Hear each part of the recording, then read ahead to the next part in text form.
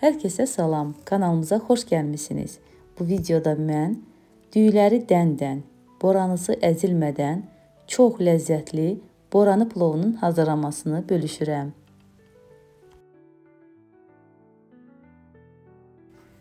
Öncə işimə boranını doğramaqla başlayıram. Qeyd edim ki, öncədən boranın üzərini tərtəmiz yumuşam və indi isə gördüyünüz formada boranını doğrayıram.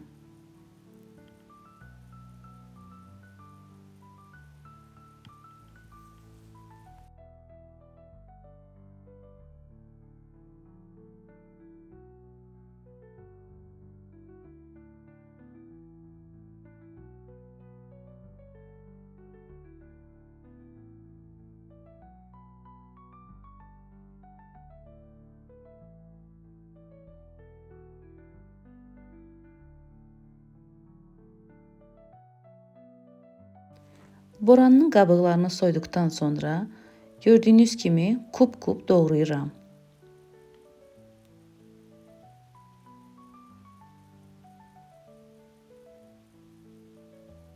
Bu qayda ilə hamısını doğrayıram.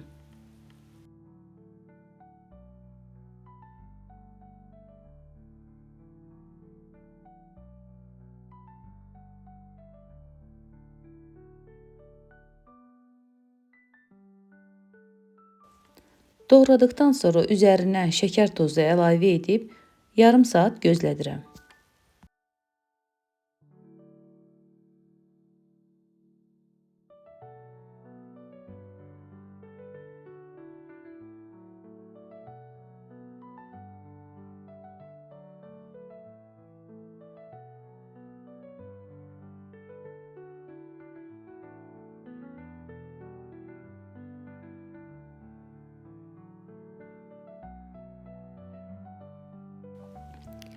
Və burada da qeyd edim ki, yarım saat öncədən tərtəmiz yuyub düyləri də isladıram. Və qazanda su qoymuşam qaynamağa. Qaynayan suyun içərisinə bir qaşıq duz əlavə edib qarışdırıram. Sonra isə düyləri əlavə edirəm.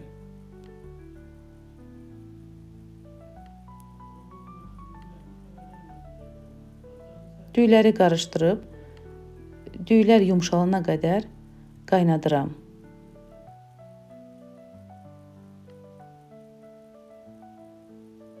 Artıq burada düylərə baxıram.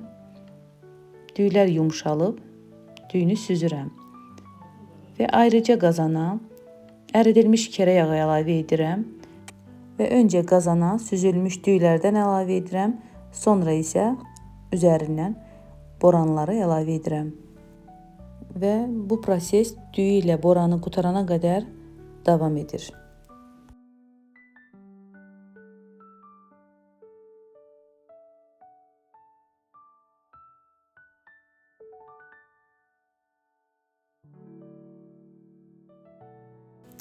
Kanalımda başqa üsulla da hazırlanmış boranı plov videoları var. İstəsəniz keçid edib izləyə bilərsiniz. Gördüyünüz kimi mən burada boranları çox əlavə etdim. Mən boranını çox sevirəm, onun üçün mən çox əlavə etdim. Siz istəsəniz biraz az da əlavə edə bilərsiniz. Və plovun üzərindən gördüyünüz kimi kərə yağı da əlavə edirəm. Kərə yağı ilə plov çox ləzzətli alınır və qoyuram dəm almağa.